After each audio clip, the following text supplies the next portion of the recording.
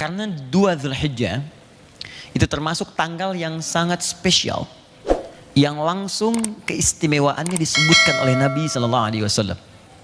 Dan kalau kita beramal di situ, itu nilainya besar sekali.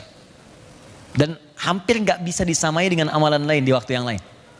Ingat, termasuk Ramadan. Termasuk Ramadan yang selama sebulan kita ibadah, mendapatkan malam Al-Qadar insya Allah, tapi itu belum mampu menandingi kemuliaan amalan khusus di bulan Dzulhijjah saja. Dan Dzulhijjah pun nggak semua harinya, hanya beberapa hari saja. Nah, apa yang istimewa itu? Apa yang harus kita kerjakan di waktu itu? Ini yang coba kita turunkan karena waktunya tinggal sedikit lagi. Kalau kehilangan momentumnya kita tunggu tahun depan. Oke, kita mulai dengan hadis Nabi. Keterangannya kita keluarkan di riwayat Al-Bukhari nomor hadis 518. Ya, saya kalau ada Al-Qur'annya saya turunkan ayatnya, kalau ada hadis saya dahulukan hadisnya. Jadi argumentasi kita bisa lebih kuat insya Allah. Ya, ini mengacu pada keterangan Nabi di Al-Bukhari juga, dari Imam Al-Bukhari menerima dari seorang bernama Hajjaj bin Minhal. Nabi katakan, khairukum man ta'allamal Qur'ana wa 'allamah. Ya, yang terbaik di antara kalian adalah orang yang mau belajar Al-Quran dan mengamalkannya. Jadi kalau kita keluarkan isi Quran, itu akan membuat kita lebih baik. Ya, makanya Quran turun di masa jahiliyah, merubah orang jahiliyah jadi khair ummah, orang baik. Tadinya preman, ya dia orang yang tawadu. Tadinya orang yang kasar jadi lembut. Tadinya orang yang pelit jadi pemberi. Bayangkan, profesionalisme tindak kriminal itu orang jahiliyah paling sempurna. Jadi kalau mau nyari pencuri, orang jahiliyah itu sangat profesional di bidang pencurian. Kalau penipu ada di bidangnya semua, mereka profesinya itu buruk semua. Tapi begitu turun Al-Quran berubah. Nah, maka kata Nabi, kalau kita ingin jadi baik, ambil spirit Quran, terapkan dalam hidup. Jadi kalau ada yang belajar Al-Quran, diisi detailnya dari Nabi, tidak menjadi lebih baik, berarti ada yang salah dengan cara belajarnya. Oke, sekarang keterangan dari Al-Quran diterangkan oleh Nabi di Al-Bukhari nomor hadis 518. Dari sekian yang bisa membuat kita baik itu, perhatikan keterangan berikut. Saya agak cepat sedikit, saya bacakan hadisnya. Qala Rasulullah sallallahu alaihi wasallam, satu kali Rasulullah sallallahu alaihi wasallam pernah menyampaikan, ma min ayyamin, tidak akan pernah Anda temukan perjalanan hari, al-amalus salihu fiha ahabbu ilallah, saat Anda beramal soleh di hari-hari ini, maka amalannya akan naik status, diupdate langsung, diupgrade, bahkan dinaikkan oleh Allah. Perhatikan kalimatnya, ahabbu ilallahi. Amal soleh yang dikerjakan di hari-hari ini itu langsung diupgrade oleh Allah, naik status, langsung dicintai oleh Allah. Masya Allah. Satu. Yuk lihat sebentar. Al-Bukhari nomor hadis 518. Ma min ayyamin, tidak akan pernah ditemukan perjalanan hari selama setahun. Jadi kalau misalnya setahun 365 hari atau 357 hari dalam Hijriah misal, dari bilangan hari itu ada hari-hari yang spesial. Kalau kita mengerjakan kebaikan yang diridhoi oleh Allah. Ingat, ada baik yang diridhoi oleh Allah. Kebaikan yang diridhoi oleh Allah disebut saleh namanya. Baik ya? Kalau kita mengerjakan amal soleh, kebaikan yang diridhoi oleh Allah di hari-hari ini, maka amal solehnya pertama naik status, di-upgrade. Langsung punya sifat dicintai oleh Allah. Ini ada poinnya. Nanti saya turunkan keistimewaannya, kemuliaannya, bagaimana status amalan ketika dicintai oleh Allah. Statusnya bagaimana? Nanti kita turunkan. Jadi kalau teman-teman baca Quran, baca dapat pahala. Tapi belum tentu bacaan itu Allah sukai. Kalau Anda sholat dapat pahala, tapi belum tentu sholat itu Allah cintai. Jelas ya? Yang ini beda. Kalau sholatnya dikerjakan di hari ini, baca Qurannya dilakukan di waktu ini, maka statusnya langsung naik, dicintai oleh Allah seketika. Kemudian dua, qulna ya Rasulullah walal jihadu fi sabilillah. Kami berkata pada Rasulullah, ya Rasulullah, kami ingin klarifikasi. Apakah amal ini saking tingginya nggak bisa disaingi oleh jihad fisabilillah? Jihad itu tingkat paling tinggi ya di antara amalan. Kata Nabi, walal jihadu fisabilillah. Bahkan jihad fisabilillah itu nggak bisa menandingi keutamaan amalan di hari-hari ini. Nanti kita sebutkan. Illa, kecuali satu amal saja. Yang ini puncak amalan, yang lain nggak bisa tandingi. Illa rajulun kharaja bi nafsihi wa malihi wa lam yarji' min dzalika bi syai'. Kecuali ada seseorang yang dia berjuang dengan harta dan jiwanya, plus Jadi teman-teman mohon izin ya, saya tidak bermaksud mengajari, hanya mengingatkan. Amal itu dibagi 3. Di amalan dengan fisik, ya tubuh, yang tidak menggunakan harta. Contoh sholat. Makanya sholat gak ada orang sholat bayar kan? Saya mohon izin Pak, mau sholat di Masjid Bintaro, Masjid Raya Bintaro. Oh sholat apa? Sholat duha. Mau berapa rakaat? Ngambil yang 8. Baik, setiap rakaatnya 50.000. Gak ada. Dia orang sholat ya sholat, fisik dia, fisikal. Ada ibadah yang kedua, itu ibadah harta saja. Gak pakai fisik. Ya, gak ada keterlibatan fisik di situ, kecuali sedikit saja. Harta, harta, harta. Contoh zakat, infak, ya, itu amalan harta. Jadi kalau teman-teman sedang seperti ini, ada kotak, saya kan, lewat, itu bukan mobil-mobilan, kotak infak. Ya, nah, kalau anda ingin beramal, anda masukkan silakan. Ya, makanya dituliskan di situ, kotak infak isi geser, itu. Ini cuma digeser. Kalau ada silahkan. Nah, ada yang ketiga, perhatikan baik-baik. Ada amalan yang menggabungkan antara fisik dengan harta. Saya mau kasih ilustrasi ya, mohon izin sekali. Ibadah fisik saja itu pahalanya tinggi. Pahalanya tinggi. Sholat misal, sholat itu kalau sendirian dikerjakan, bukan di masjid, tidak berjamaah, paling minimal 10 pahalanya. Paling minimal. Tahu dari mana Ustaz? Quran surah ke-6 ayat 160. Kita perbandingan sedikit. Quran surah 6 Al-An'am ayat 160. Man jaa bil hasanati, siapa yang mampu mengerjakan satu kebaikan yang bernilai pahala. Teman-teman ingat baik-baik, hasanah itu artinya kebaikan yang punya nilai pahala. Di saat dikerjakan, maka pahala dituliskan, itu hasanah namanya. Nanti di akhirat, hasil pahala itu dikalkulasi, diwujudkan dalam bentuk hadiah pemberian, surga itu. Makanya kita minta di dunia itu setiap perbuatan harus jadi pahala, harus jadi hasanah. Makan jadi hasanah, minum jadi hasanah, sholat jadi hasanah. Makanya kita sering berdoa kepada Allah, dunia semua perbuatan jadi hasanah, di akhirat hasanah diberikan kepada kita nilainya. Maka turunlah Quran surah kedua Al-Baqarah ayat 201, paling kanan sebelah bawah di mushaf, untuk menyampaikan berita itu. Wa minhum may yaqulu rabbana atina fid dunya hasanah wa fil akhirati hasanah. Jadi di dunia dapat hasanah, di akhirat diberikan nilainya. Kalau orang sudah punya banyak koleksi pahala, maka dia akan terbebas dari neraka. Terbebas dari neraka. Makanya ayatnya diteruskan, waqina adzabannar. Nah, salat itu termasuk perbuatan hasanah. Saat dikerjakan ada pahala. Karena itu salat disebut dengan hasanah. Quran surah ke-11 ayat 114. Aqimis salata tarafain nahar wa zulafan minal lail innal hasanati yudhibnas sayyiat. Ya kata Allah, tunaikan salat dengan benar dari mulai 2 sisi siang, subuh sampai dengan ke asar. Kemudian sampai ke malam, ke maghrib teruskan ke isya. Innal hasanat, salat itu, semua salat yang dikerjakan bentuknya jamaah, itu dia hasanat. Jadi punya nilai pahala, saat dikerjakan dapat pahala. Berapa pahalanya? Mohon izin, ketika Anda mulai takbir selesai salam, kalau sendirian, tidak berjamaah, dan bukan di masjid, 10 nilainya. Dari mana taunya? Kembali ke Quran surah ke-6 ayat 160. Man jaa bil hasanati, siapa yang mengerjakan satu perbuatan hasanah, maka poinnya falahu asyru amsalihha, 10 poinnya. Nah, poin 10 itu jangan dihitung 1, 2, 3, 4, tidak. Poin 10 itu, 1 keduanya bisa 500 tahun. 2 ketiga bisa 500 tahun. Dan nanti saat akan wafat dalam sakarat ditampakkan. Makanya banyak orang menyesal. Ya Allah, kenapa saya nggak kerjakan tahajud? Ya Allah, kenapa saya nggak tahajudnya nambah rakaat? Ya Allah, kenapa saya nggak duha? Ditampakkan semua kebiasaannya. Termasuk yang maksiat pun ditampakkan. Makanya gelisah. Ya, akan terjadi teman-teman. Itu saat kita akan pulang. Dan kita akan wafat. Kalau kita nggak berbekal sekarang, maka malu kita menghadap Allah. Apalagi banyak berbuat maksiat. Saya demi Allah, tadi pagi saya katakan, Anda saja berbuat yang kotor. Anda misalnya orang Sumatera, merantau ke Jakarta. Di Jakarta dikenal sebagai penjahat yang sangat ulung. Perampok, pembunuh, pemabuk, segalanya. Tanyakan pada jiwa Anda. Apakah Anda mampu pulang ke Sumatera menatap ibu yang telah melahirkan Anda? Berani nggak natap wajah ibu Anda yang melahirkan Anda? Dan Anda dikenal sebagai penjahat yang sangat buruk. Pelaku maksiat. Berani nggak natap wajah ayah Anda? Yang telah mendidik Anda, menyayangi Anda, menemani Anda saat tidur. Berani nggak? Dengan hal yang sama, Anda berbuat banyak maksiat, berani nggak menghadap Allah di kemudian hari dengan maksiat yang dikumpulkan? Apa nggak takut ya? Makanya ketika kita kumpulkan bekal itu untuk pulang, karena suatu saat kita pulang dan semua akan ditampakkan. Nampak saat sakarat, tampak. Nah ini hasanah, poinnya 10.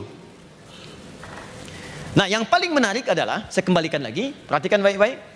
Ini poin 10, kalau berjamaah 27. Dalilnya salatul jamaati afdalu min salatil fardhi bi 27 darajah. Salat jamaah lebih utama daripada sendirian, pahalanya 27. Kalau dikerjakan di masjid, mampu ke masjid, itu baru datang masjid langsung dapat 25 di hadis Muslim. 25 itu dihitungnya kayak tadi, 1 ke 2 500 tahun, 2 ke 3 500 tahun. Kalau Anda kerjakan lagi, mohon izin, tambah lagi, naik lagi. Ini fisik. Yang harta, karena tidak semua memilikinya, maka digandakan lebih daripada yang fisik. Minimal 700 kali lipat. Dalilnya Quran surah kedua ayat 261, paling kiri sebelah atas. Anda infak. Keluarkan. Tidak semua bisa infak. Kalau sholat semua bisa.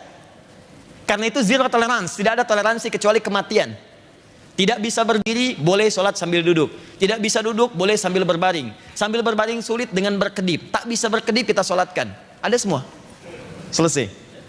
Tapi harta tidak semua orang bisa. Karena itu ketika mengeluarkan harta, pahala lebih banyak dibandingkan fisik. 700 kali lipat. Ya kata Allah, perumpamaan orang infak, masalul ladzina yunfiquna amwalahum fi sabilillah kamatsali habbah, seperti orang menanam satu benih, ambatat sab'a sanabil, tumbuh jadi 7, 1 kali 7. Fi kulli sumbulati mi'atu habbah, setiap tangkainya kalikan 100 benih lagi. 1 kali 7 kali 100, 700 kali lipat. Sekarang, kalau ada orang yang mampu menggabungkan keduanya, fisik dan harta, berapa pahalanya?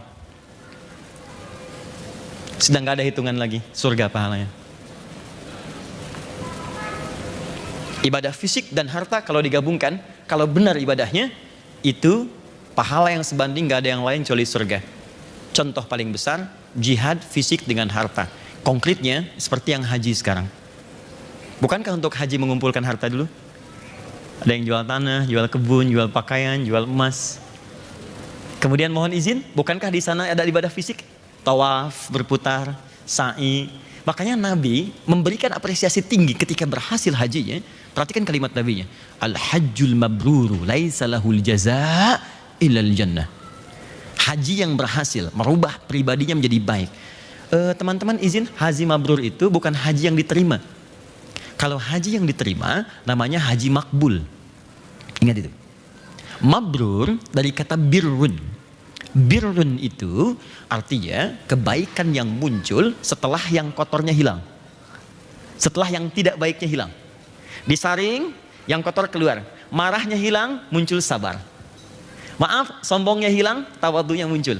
Di ketika yang kotornya dibuang, baik yang muncul birrun namanya. Orang haji itu dia mengoreksi diri saat Arafah. Dia kenali sifat buruknya. Begitu dia kenali, dia bertobat. Ini yang sering mempelesetkan saya. Ini yang sering menjadikan saya buruk. Dikenali pertama nafsu saya. Nafsu ini faktor pertama, bukan karena orang lain. Ketika seseorang berbuat salah, itu bukan faktor eksternal yang pertama. Pertama internal, karena ketidakmampuan mengendalikan nafsu dia. Anda duduk depan rumah, tiba-tiba lewat kawan. Terus dia nggak nyapa. Anda marah misalnya. Marah itu bukan karena dia nggak nyapa, karena Anda tidak mampu mengendalikan amarah. Sebenarnya sederhana, dia nggak nyapa, kita sapa. Bro, apa kabar akhi? Assalamualaikum. Wih, waalaikumsalam. Maaf gak kelihatan. Iya udah gede gini masih belum kelihatan juga. Selesai. Tapi karena gak mampu mengendalikan amarah, marah. Nah, faktor terbesar dalam nafsu yang tidak bisa dikendalikan, sulit, itu disebut dengan aqabah namanya. Aqabah. Kadang-kadang kita bisa kendalikan, cuma maaf ya, lingkungan terdekat memengaruhi kita berbuat buruk. Suami baik, istri agak kurang. Papa gimana sih? Papa ini udah 4 tahun jadi bupati, Pak, tinggal setahun lagi. Masa yang camat aja udah Ferrari? Papa masih Avanza. Naik tiap hari gitu-begitu ya. Sehingga dia berubah. Atau terbalik. Istri salihah. Dia pakai jilbab bagus, baik. Suami kebalik.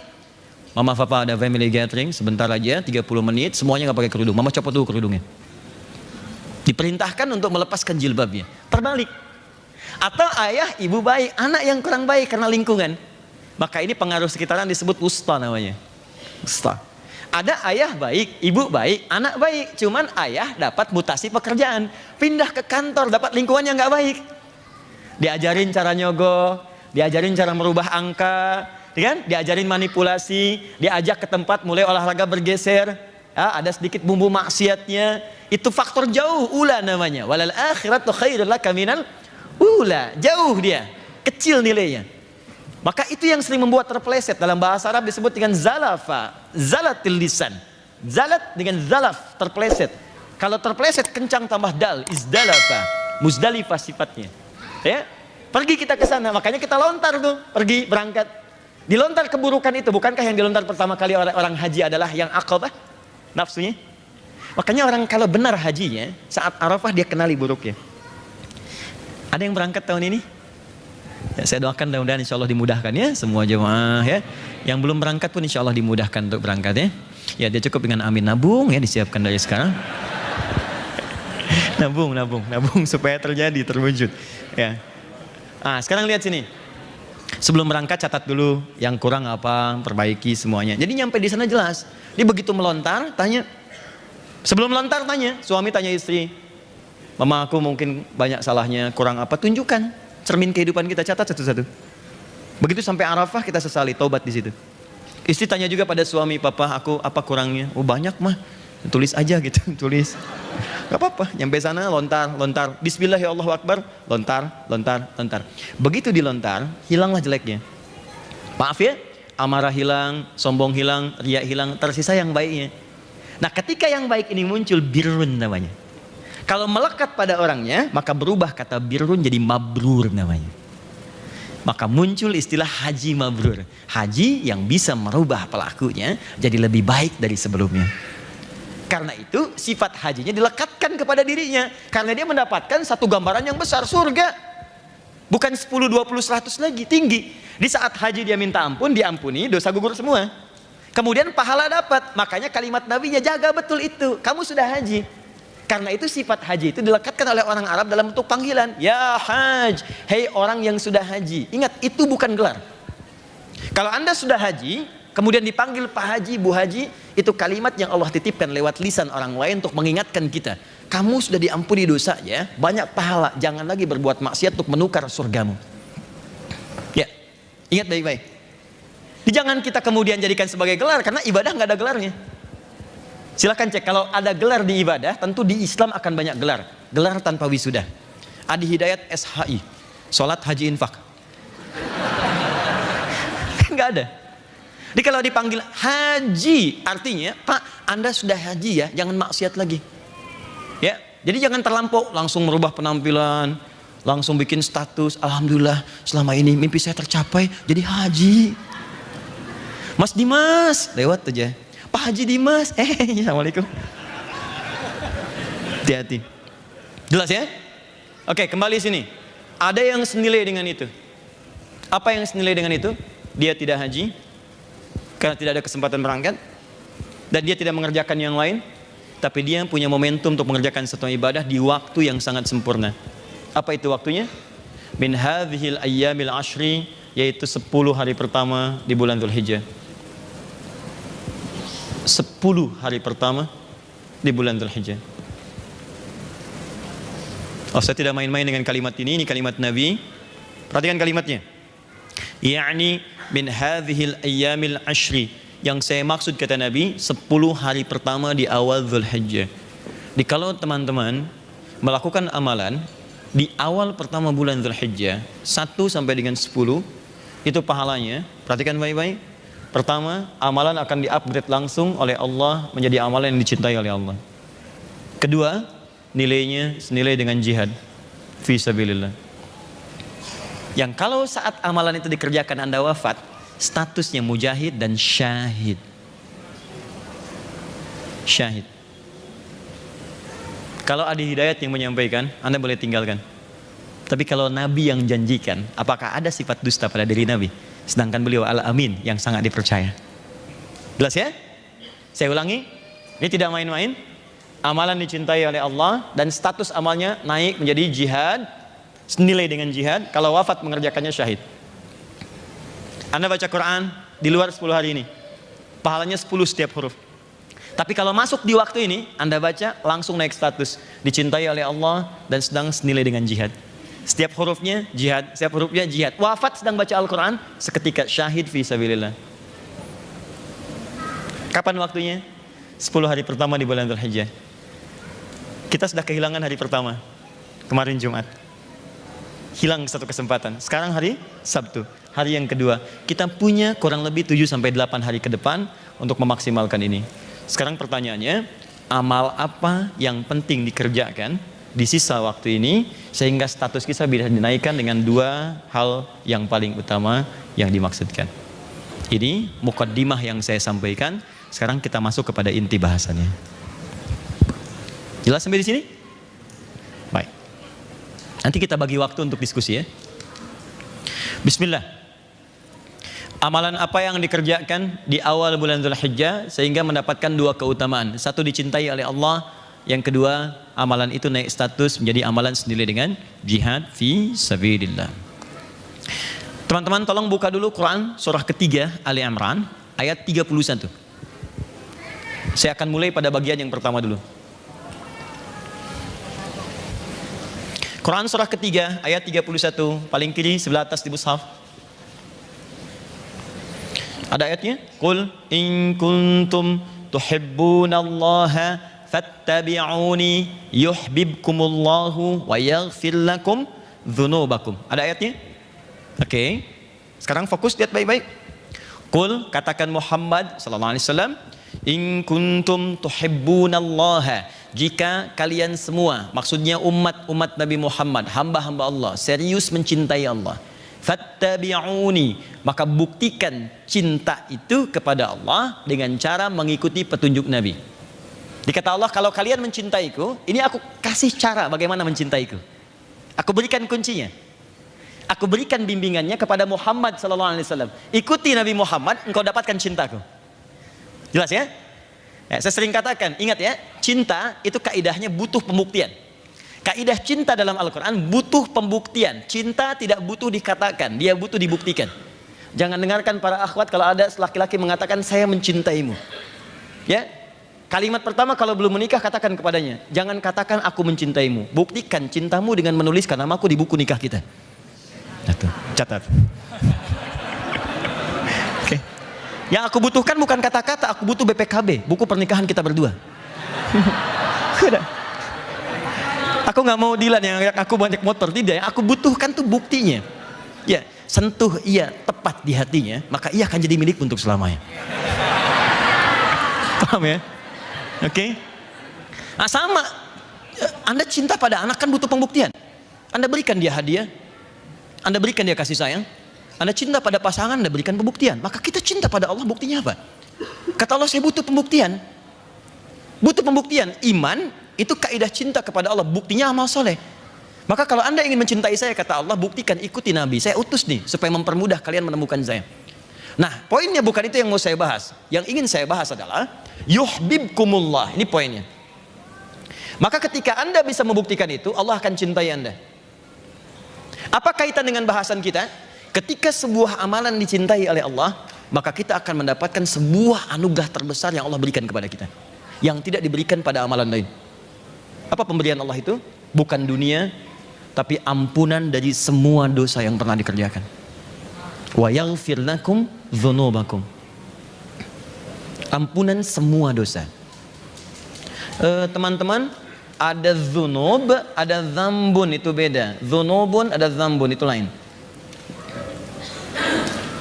Kalau yang ini dzambun, yang saya lingkari, ini sekali dosa, satu dosa. Jadi kalau ada orang berbuat sekali dosa, Allah tidak menginginkannya. Kata Allah, jangan pulang kecuali engkau bersihkan dulu dosa itu. Maka aku turunkan satu sifat untuk menggugurkan satu dosa itu, namanya Ghafir. Turun surah ke-40, surah Ghafir, ayat ketiga. Ghafiri dzambi wa qabilit taubi. Kalau ada orang berbuat satu kali dosa dan dia salah, kata Allah, kamu urus dulu dosa itu, bersihkan dulu. Karena di akhirat lebih besar hisabnya. Jangan pulang dulu, sebelum engkau hapuskan semua itu, aku beri kesempatan. Kalau engkau mau memperbaiki diri, aku akan turunkan sifat Ghafir untuk menerima taubatmu. Turun, diampuni. Sifat manusia enggak sekali salah. Karena manusia itu tempat salah, ingat. Yang sempurna itu malaikat, ingat kalimat ini. Yang sempurna hanya malaikat. Jangan harapkan kesempurnaan dari manusia. Quran surah ke-66 ayat yang ke-6. La ya'sunallaha ma amarahum wa yaf'aluna ma yu'marun. Malaikat sifatnya sempurna, tak pernah bisa bermaksiat. Karena diciptakan dengan sifat kesempurnaan berbuat baik. Lawannya setan.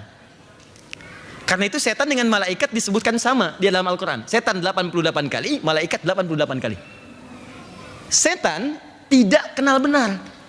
Dia selalu salah. Setan itu profesional dalam berbuat kesalahan. Ya, perfect, sempurna.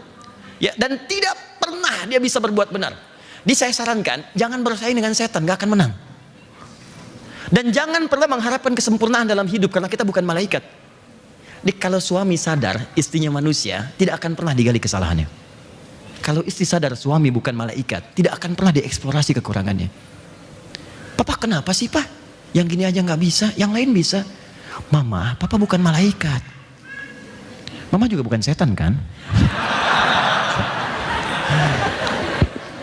Ya kita manusia.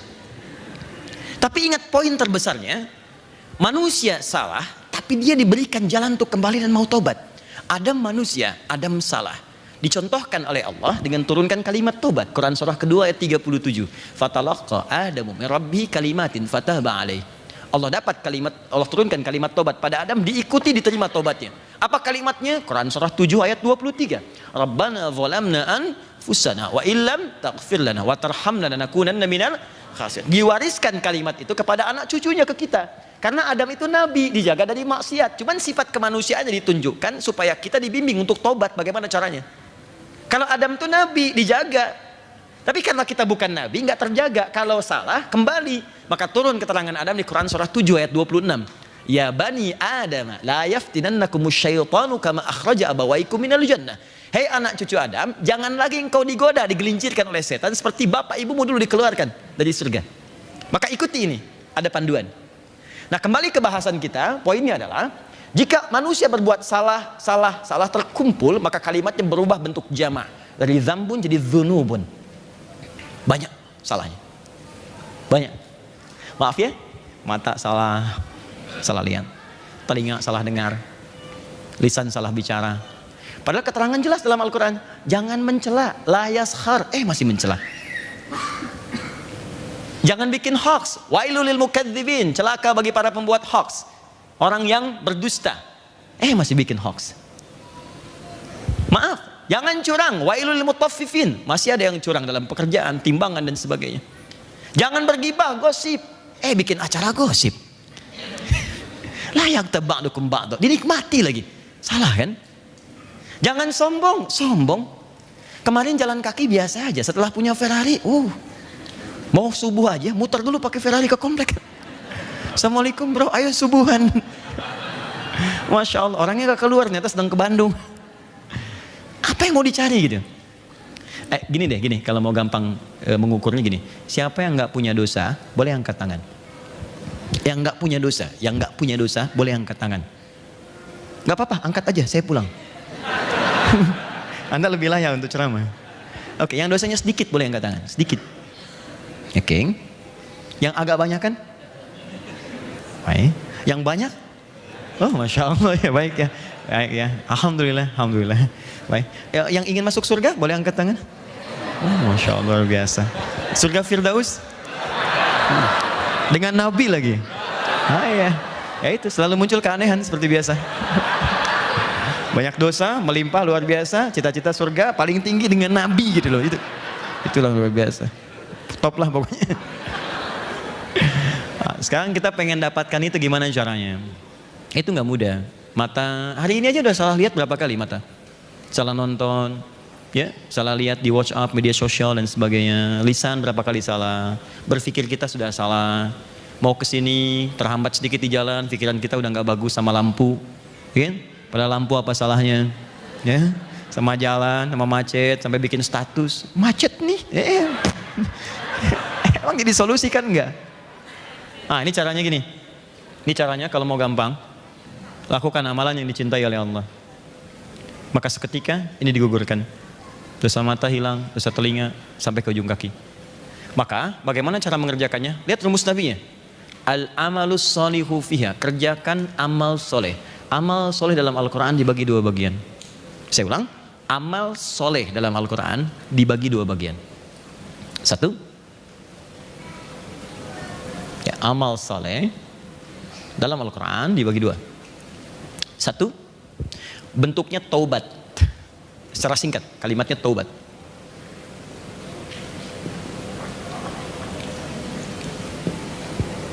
Bagi yang pernah berbuat salah, jadi merasa salah, terus kita tinggalkan kesalahan itu, kita taubat. Ya, dalilnya Quran surah keempat An-Nisa ayat 17 ya, sampai 18. Innamat taubatu 'ala Allahi lilladzina ya'maluna su'an bijahalatin thumma yatubuna min qarib. Pelan-pelan. Quran surah keempat ayat ke-17 sampai 18. Fokus. Di amalan pertama apa? Taubat. Jadi mohon izin ya, maaf sekali, mumpung masih di awal-awal ini, masih ada 7 hari ke depan. Yuk kita isi, katanya mau ke surga. Saya tuh gini ya, kadang kalau malam pulang, suka ngelihat gitu, kadang pulang tengah malam jam 12, jam 1, kadang-kadang menjelang fajar, saya lihat anak saya tertidur gitu. Dari yang paling besar sampai yang paling kecil, saya suka pandang dulu wajahnya. Saya lihat istri saya. Yang terbayang di benak saya, kita nih kumpul lagi nggak di akhirat? Ketemu lagi nggak gitu? Karena situasinya ngeri gitu teman-teman. Ngeri. Ada anak-anak lucu, kita sayangi, jalan, mereka ketawa, kita bahagia gitu. Tapi kan kita nggak bisa bela dia di hadapan Allah. Kecuali kita siapkan sekarang. Saya tuh suka tanya, ya Allah, ini saya ketemu lagi nggak gitu? Terus saya bangunkan istri saya, yuk kita sholat, kita sholat. Mudah-mudahan kita ketemu lagi, kita minta sama Allah anak kita.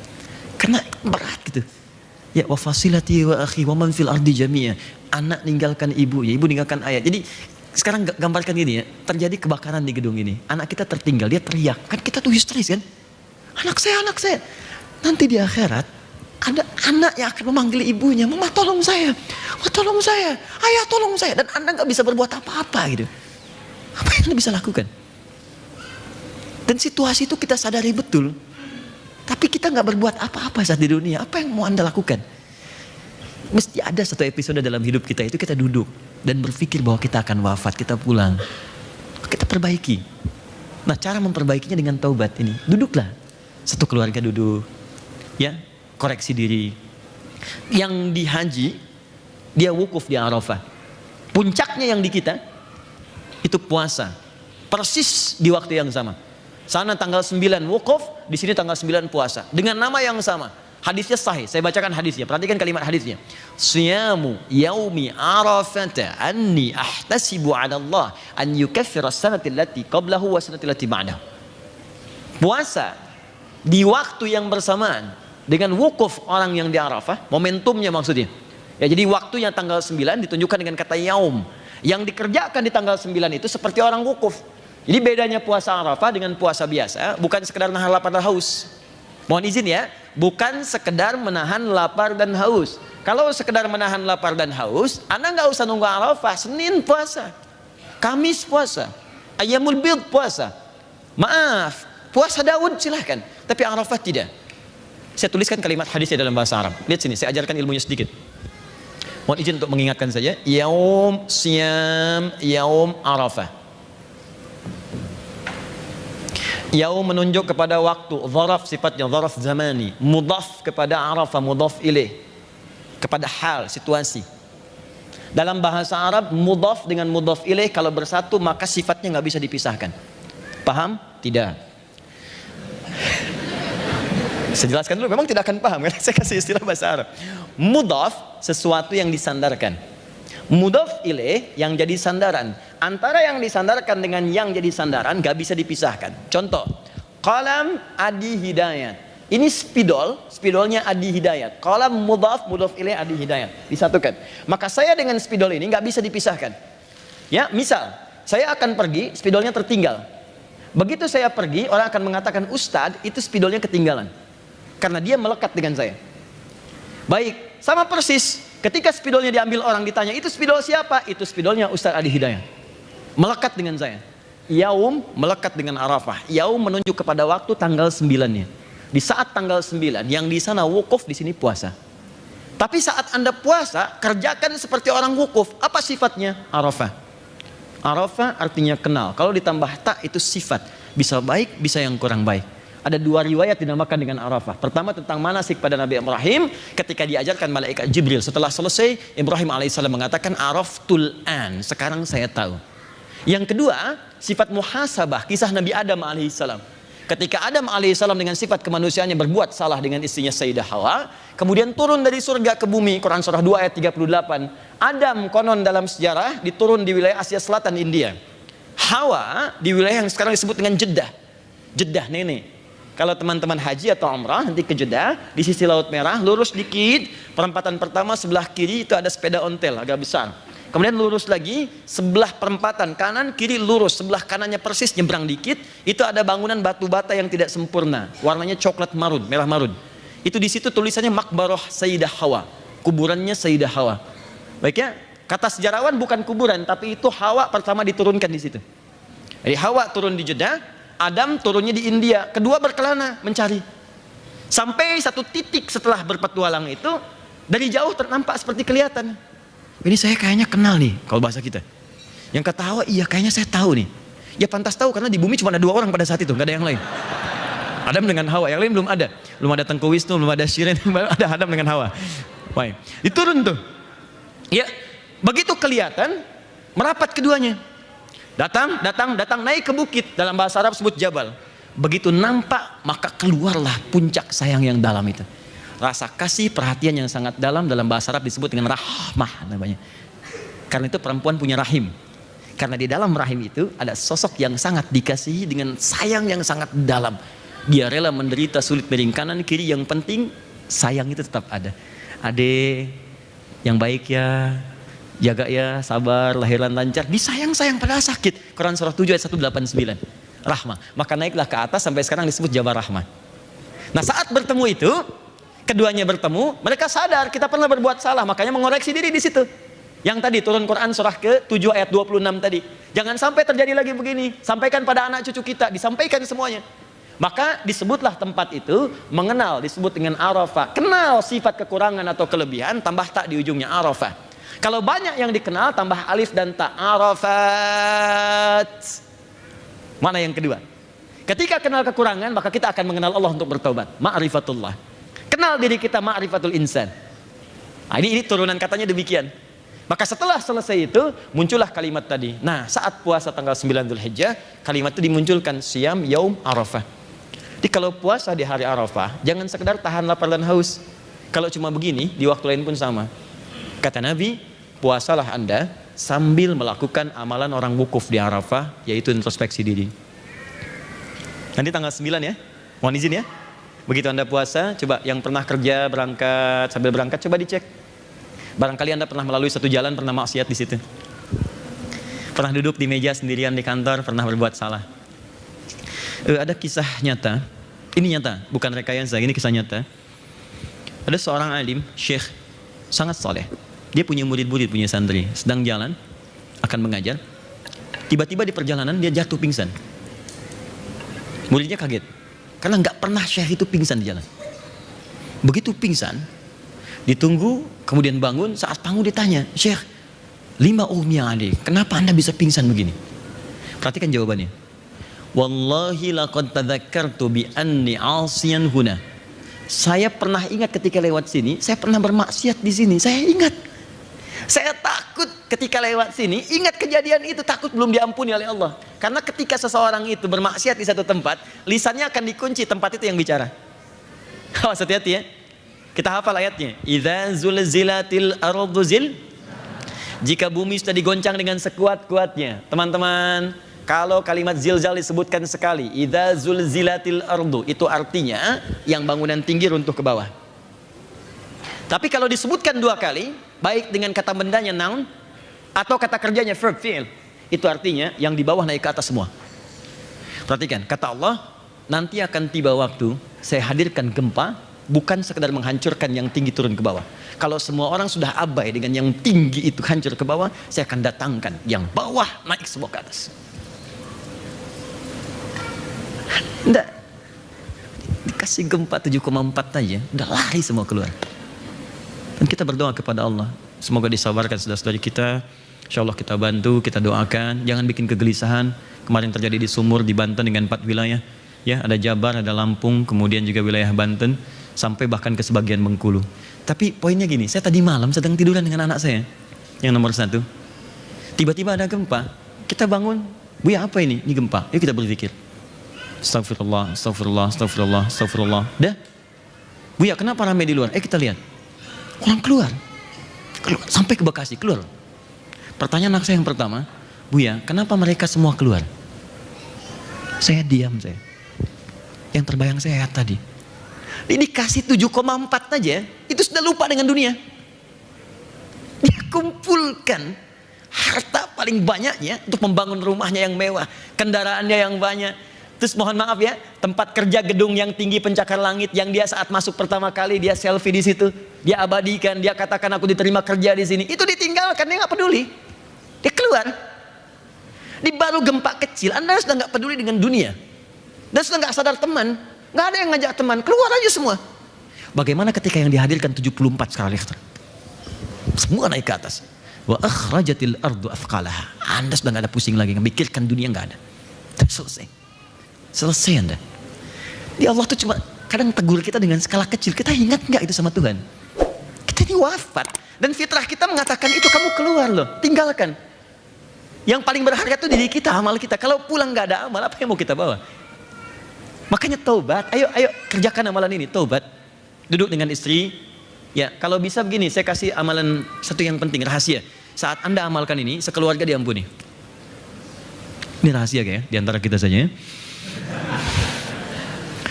Quran surah ke-51 ayat 18, paling kanan di pertengahan. Quran surah ke-51 ayat 18, diamalkan setelah tahajud. Allahu Akbar, astagfirullah. Sudah? Diamalkan setelah tahajud. Ya. Saya baca dari ayat 15-nya supaya berurut. Innal muttaqina fi jannatin wa 'uyun. Sungguh ada bagi sebagian dari orang takwa yang akan tinggal di taman surga. Akhidhina ma atahum rabbuhum. Dia akan mendapatkan kenikmatan langsung diberikan oleh Rabbnya Allah. Ya, awas hati-hati. Innahum kanu qabla dzalika muhsinin. Orang ini saat di dunia banyak beramal dengan ihsan. Ihsan itu dikerjakan karena Allah, seakan-akan diawasi oleh Allah. Apa amalannya saat di dunia? Perhatikan amalan malamnya. Kanu qalila minal laili ma yahja'un. Orang ini kalau malam sedikit tidurnya, dia bangun salat tahajud, dia tunaikan mendekat kepada Allah. Nah, ayat 18-nya, perhatikan baik-baik. Wa bil ashari hum yastaghfirun. Dan di waktu sahar, sesaat sebelum fajar, dia banyak beristighfar kepada Allah, minta ampun.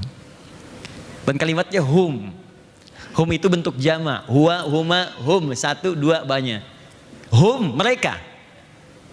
Jadi kenapa tidak Anda coba ini? Dan itu indah dan dampaknya kepada rumah tangga juga akan tenang. Di saat menjelang fajar, setelah tahajud bareng ya, suami jadi imam, istri jadi makmum dengan anak-anak, bangun kita. Setelah itu jangan biarkan berhenti di situ, tidak. Sentuh dengan keindahan yang paling dalam, dengan kata-kata kita yang paling indah. Ya, kumpul dengan istri kumpul dengan suami, duduk satu ruangan, mulai keluarkan kalimat itu. Boleh dari istri, boleh dari suami. Mama, mohon maaf kalau selama ini Papa belum jadi ayah yang baik. Papa tidak tahu kapan kembali kepada Allah. Mungkin hari ini hari terakhir Papa hidup. Mohon maaf kalau selama ini belum jadi Papa yang baik, belum jadi suami yang soleh. Jika saya wafat duluan hari ini, titip keluarga dan mohon bersaksi di hadapan Allah bahwa kita pernah beramal bersama. Astagfirullah ya Allah, astagfirullah. Istri mengatakan, Papa mohon maaf, Mama juga belum bisa menjadi istri yang soleh, istri yang baik, jadi keluarga dengan baik. Mohon maaf kalau ada dosa di keluarga karena berkat peran Mama, mohon maaf. Astagfirullah ya Allah. Yang paling indah ketika anak Anda mengatakan, Mama, Papa maafkan Anda, selama ini belum jadi anak yang soleh, belum bisa memberikan mahkota di hari kiamat, belum hafal Quran seperti yang lain. Lalu semuanya berkata, ya Allah ampuni kami ya Allah, astagfirullah, ampuni kami ya Allah. Hadisnya hadis qudsi, diriwayatkan tabaqah pertama, golongan pertama penerima dari Nabi, 30 orang sahabat senior langsung mengatakan, ketika seorang bermunajat kepada Allah mengatakan, Allahumma, ya Allah tolong ampuni saya, Allahumma istaghfirli. Apa jawaban Allah? Qala ya ibadi, hambaku ghafartulak, aku ampuni semua dosamu. Karena itu orang yang mengamalkan poin ini dalam kehidupan rumah tangganya, itu akan dijaga oleh Allah selalu dalam ketenangan dan kesulitan akan hilang. Nggak percaya silahkan. Setiap menjelang subuh, setelah tahajud duduk bersama, koreksi diri, minta maaf, minta ampun. Ingat Allah itu titipan, istri Anda akan ditanya. Anda nggak akan ditanya tentang saudara Anda, nggak akan ditanya tetangga Anda, keluarga Anda. Ku anfusakum wa ahlikum nara. Jaga diri Anda dan keluarga Anda dari neraka. Jaga, itu yang dijaga. Demi Allah saya katakan, kalau ya Allah, cobalah sekali aja, cobalah malam ini tahajud, ajak suami, ajak istri. Setelah itu rasakan kenikmatannya. Di begitu selesai tahajud, berdoa bersama, istighfar, minta ampun. Begitu air mata mengalir, seakan-akan masalah sudah hilang. Dan ringan hidupnya. Demi Allah saya katakan ringan. Dan Allah akan jadikan hidup kita tuh tenang, enak gitu. Dan dosa nggak ada, hidupnya ringan dan damai. Silahkan coba. Rasakan bedanya, bedakan rasanya, dan pasti akan terasa bedanya. Lain. Nah, ini satu ya. Tolong tanyakan pada ibu. Izin yang perlu dihapus. Khair insya Allah. Ini belum ada yang perlu dihapus dan. Ya, masih saya terangkan. Siap. Boleh di sini. Jazakallah khair. Saya kasih tahu tempatnya. Saya tunjukkan yang ini Ustaz. Ininya Ustaz. Kalau mau ngapus pakai yang ini. Izin. Enggak. Sebenarnya saya mau tunjukkan. Kalau mau ngapus pakai yang ini. Yang sebelah sini Ustaz. Nah, yang sebelah sini. Ya, jazakallah khair. Jazakallah khair Ustaz. Fadal. Saya tahu mana yang harus dihapus. Kalau itu enggak. Oh, ini persoalan nih. Saya tuh kenapa saya nggak berikan pada orang? Karena saya takut menghapus yang tidak ingin saya hapus. Sama dengan jihad fisabilillah. Kemudian apa ini? Gak apa-apa Ustaz. Afwan. Saya tidak ingin memberikan beban pada apa yang bisa saya kerjakan sendiri. Syukran. Bismillah. Saya hapus sebentar ya. Allahu Akbar. La ilaha illallah Muhammad Rasulullah.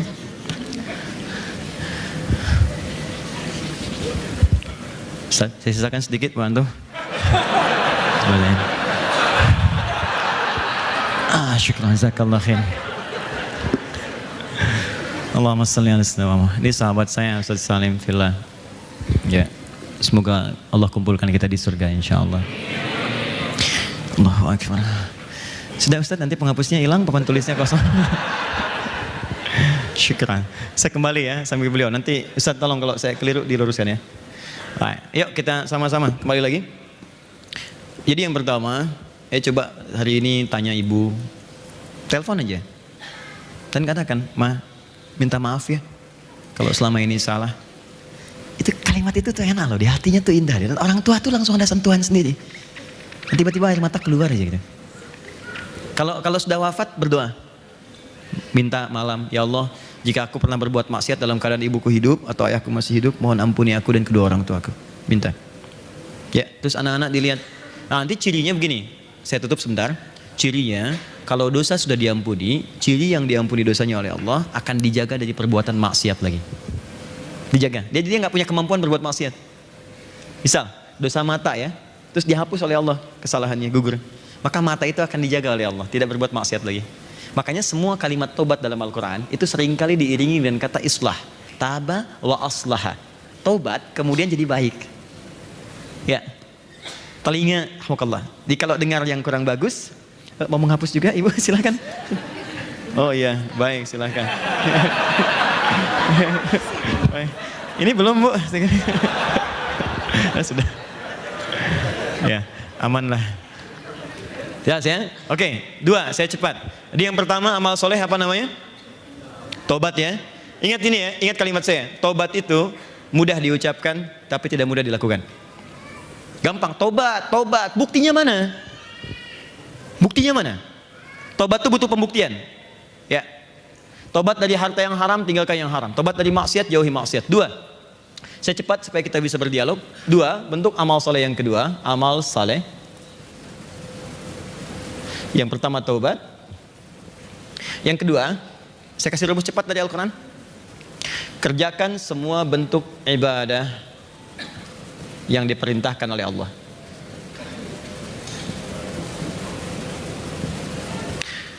Saya kasih rumus cepatnya. Perhatikan baik-baik.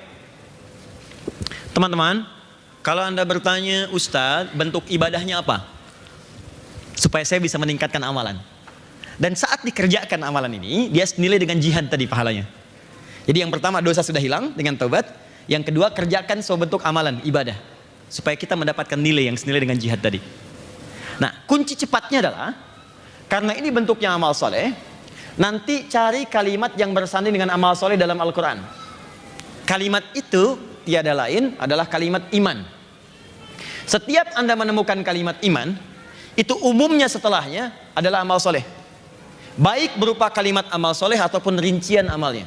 Contoh, Quran surah 103. Wal asr. Innal insana lafi illal ladzina amanu. Kalimat iman wa amilus salihat.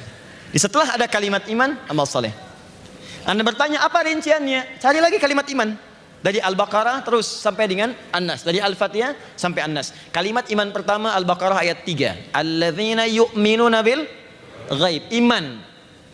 Kemudian setelah itu amal soleh rinciannya. Wa yuqimunas salat. Wa mimma razaqnahum yunfiqun infaq. Walladzina yu'minuna bima unzila ilaik. Al-Quran. Cukup 3 ini dulu. Al-Baqarah 183. Ya ayyuhalladzina amanu kutiba alaikumussyam. Hai orang-orang beriman, iman dulu baru puasa. Kutiba alaikumussyam. Ada puasa. Jadi mohon izin, ayo kita keluarkan sekarang semua amalan ini. Mumpung masih ada 7 hari ke depan, teman-teman sekalian, 7 hari. Kalau Anda mengerjakan ini sekarang, maka nilainya, nilai pahalanya bukan 10 lagi, bukan 100, bukan 700. Nilainya senilai dengan jihad. Sudah nggak ada ukuran lagi. Dah selesai. Sholat, teman-teman ayo keluarkan. Jangan cuma yang 5 waktu. Sunnahnya keluarkan semua. Malam apa saja. Ya ada tahajud, ada qiyamul lail, ada witir. Pagi dari mulai syuruk, kemudian ke duha. Ada qabliyah, zuhurnya, ba'diyah, zuhur. Ada sebelum asar 4 rakaat. Ya, ada kemudian maghribnya, ada isya'nya. Coba cek keluarkan semua. Saya mohon kalau boleh saya mohon. Kalau saya perlu cium tangan ikhwan, saya cium tangan Anda. Dengarkan baik-baik. Jika ada kesempatannya, jangan tinggalkan karena tidak mudah untuk mendapatkan ini lagi. Ini amalan, gak ada bandingannya. Kan rumus cepatnya begini. Nabi itu meminta kita cerdas beramal. Bahkan kalau modalnya sedikit kata Nabi, cari yang keuntungannya banyak. Namanya sedekah jariyah. Sedekah jariyah itu modalnya bisa sedikit, tapi keuntungan pahalanya kita wafat pahala masih datang. Saya kasih contoh cepat ya. Contoh cepat. Kita punya 50.000, tapi pahala pengen terus ada. Anda berikan makanan pada orang, dia makan ada energi, dia sholat dapat pahala. Energinya hilang, pahala selesai. Tapi Anda berikan pada penghafal Quran, beli mushaf, modal 50.000. Anda berikan pada penghafal Quran. Mushaf itu selama ada di tangannya, maka pahala mengalir bagi Anda. Dan dia baca, hafalkan. Dan pahalanya sama, setiap hurufnya Anda dapat pahala yang sama. Kalau sekarang dia bacakan, nilainya lebih tinggi daripada hari biasa. Yang paling dahsyat, penghafal Quran kan nggak pernah dia menghafalkan, membaca cuma sekali. Dia kan ulang-ulang. Satu ayat diulang. Dzalikal kitabu la raiba fi la raiba fi dzalikal kitabu la raiba fi dzalikal kitabu la raiba fi hudan lil muttaqin dzalikal kitabu la raiba fi hudan lil muttaqin dzalikal kitabu la raiba fi hudan lil muttaqin. Berapa huruf? Berapa pahala yang didapatkan? Dan gak pernah ada orang penghafal Quran baca cuma sehuruf. Siapa nih? Ini Pak Nur palanya udah banyak, sehuruf aja. Nun, dah simpen. Cari yang lain. Gak ada. Dia terus. Dan kalau mushafnya gak ada, kan penghafal Qurannya ada. Dia mengajar lagi, modal cuma 50.000, Anda wafat, dia punya murid 1.000. Dan terus. Maka cari yang cerdas. Boleh hari ini, keluarkan semua jenis sholat, keluarkan. Ini cepat sekali. Begitu dosa diampuni, dapat pahala senilai jihad. Sudah. Ini cara cepat mendapatkan surga selevel dengan Nabi. Karena status orang beramal jihad, wafatnya syahid, syuhada, itu golongan di antara 3 golongan yang tinggalnya dengan semua Nabi di surga. Bukan cuma Nabi Muhammad SAW, semua Nabi. Beberapa Nabi namanya Anbiya. Surah ke-21 Al-Anbiya. Karena disebutkan kisah beberapa Nabi. Nabi Ayyub, Nabi Yunus, dan seterusnya. Ya, tapi kalau semua nabi, nabiyin. Dari Nabi Adam sampai Nabi Muhammad SAW. Buka Quran surah keempat, ayat 69. Ada 3 golongan yang tinggal dengan semua nabi. Ya, wa may yuti'illaha war rasul fa ulaika ma'al ladzina an'ama Allahu 'alaihim minan nabiyyin. Ada orang-orang yang tinggal dengan semua nabi di surganya. Siapa mereka? Awas hati-hati. Was-syuhada'i, ya, nabiyina was-siddiqina was-syuhada' was-shalihin. As-siddiqin, orang-orang yang jujur mengamalkan isi Quran. Di kamu pengusaha, kata Allah, berusaha yang baik, dia kerjakan dengan baik. Jujur, dia jujur, masuk golongan siddiqin. Siddiq itu bukan cuma benar, tapi membenarkan apa yang Allah perintahkan. Makanya Abu Bakar As-Siddiq ketika diprovokasi oleh Abu Jahal, ya, Abu Jahal, Abu Lahab dan sebagainya, diprovokasi, terutama Abu Jahal. Tinggal satu orang nih, kalau dia ini bisa ikut dengan saya, selesai dakwanya Muhammad SAW. Rumahnya sahabat Abu Bakar sekarang yang Hotel Hilton. Ya, ini kalau teman-teman ikut umrah atau satu situasi, nanti saya tunjukkan tuh. Ini kalau teman-teman umrah atau haji dari Zamzam geser Hotel Hilton. Hotel Hilton tuh masuk naik tangga yang eskalator ke atas, jangan masuk. Naik lagi ke atas sekali. Di situ ada musola, itu rumahnya sahabat Abu Bakar dulu. Di situ. Diprovokasi, dicari. Tinggal satu orang lagi, kalau dia percaya dengan saya, selesai dakwah Muhammad. Ditarik, dibawa ke Jabal Qubais. Dengarkan apa kata Muhammad. Kata Abu Bakar apa? Kata Nabi Muhammad, saya tadi malam barusan diisrakan oleh Allah dari Masjidil Haram ini ke Masjidil Aqsa, kemudian pulang lagi ke sini. Semua ketawa termasuk Abu Jahal. Dikira Abu Bakar akan mengatakan, ya sudah, Muhammad pendusta. Apa kata Abu Bakar? Kalaulah Muhammad SAW mengatakan, sekarang di belakang bukit Jabal ini, Jabal Qubais, ada musuh akan menyerang kita dan tidak terbukti, saya tetap akan percaya kepadanya. Membenarkan apa yang disampaikan Nabi dengan sepenuh jiwa, itu namanya shadiq. Tapi kalau terus dibenarkan dengan penuh keyakinan, siddiq. Jamannya siddiqin. Anda pengusaha, Anda yakin dengan hukum Allah, riba tinggalkan, ini yang gak bagus tinggalkan, Anda masuk ke golongan siddiqin. Anda yakin dengan amalan sedekah, kerjakan, siddiqin. Syuhada ini terakhir solihin. Ya, tidak cukup dengan nama, saya Pak Solihin Ustaz, bisa nggak masuk surga dengan Nabi? Tidak. 3 golongan ini. Jadi kalau Anda berhasil wafat saat ini, misalnya wallahu a'lam, wafat sudah amalan tinggi, dosa diampuni karena taubat dan sesurga dengan Nabi sallallahu alaihi wasallam. Enak kalau ditanya, "Akhi, kamu siapa?" "Saya fulan." "Kamu di surga mana?" "Oh, saya dengan Habib fulan, Ustaz fulan, Syekh fulan." "Wah, luar biasa." "Kamu di mana?" "Saya di surga." "Adalah di mana sih?"